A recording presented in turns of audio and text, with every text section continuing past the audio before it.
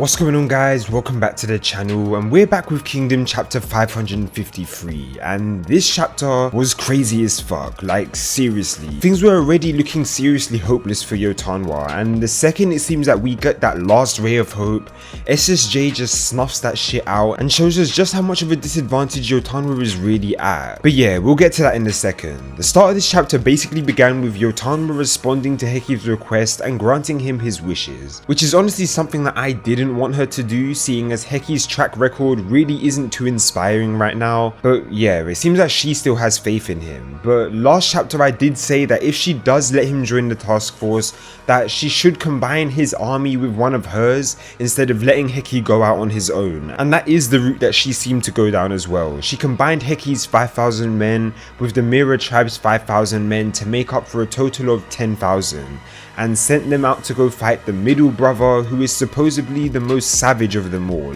in terms of how ruthless and reckless he is anyway. Though I do still think that the one that Baijo is up against is the strongest, followed by Heki's opponent, then the Figo King's opponent. So yeah, I'm actually looking forward to seeing how this goes down now that it's confirmed that he's going with the Mountain Tribe members instead of him just going out there alone, because this could honestly be a really interesting dynamic, seeing them both fight side by side. And in a normal situation, I would say that Heki and his group have hands down got this fight in the bag, right?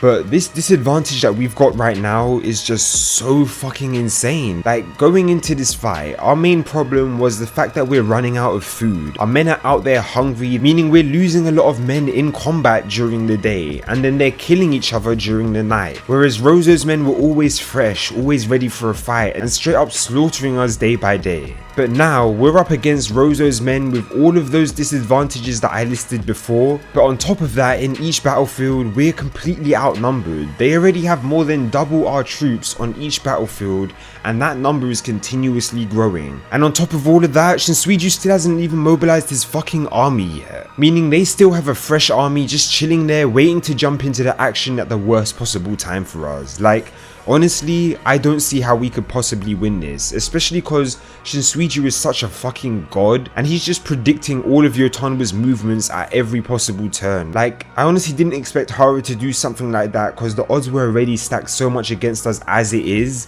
Having an OP guy like Shinsuiju on their side as well is honestly disgusting. Like, I honestly don't know how we get out of this. But then again, if we also look at the subtle hints in this chapter, it seems like Yotanwa actually has something up her sleeve, seeing as she was asking for a favor from Old Man Enpo and his tribe, and seeing as she isn't joining in on the battle herself, I'm sure she plans on making some sort of killing move on her own, similar to what Raboku did against Mako, which would be extremely interesting to see, honestly. I really can't wait to see how Hara gets us out of this one, especially against someone as smart as Shinsuiju. Battles to overcome intellectuals like him are always where Kingdom is most exciting for me for some reason. Like, I just love the whole strategy aspect that Kingdom offers us. But yeah, other than that, nothing really much happened this chapter. I do want to mention that I love how humble and welcoming the majority of the Mountain Tribe members are. Like, even though they spent decades being slaughtered by the Plainsfolk, it was still stated in this chapter that they love the Plainsfolk and everybody in Quinn so much that they're willing to take their battles into their own hands. And this is the same generation that once grew up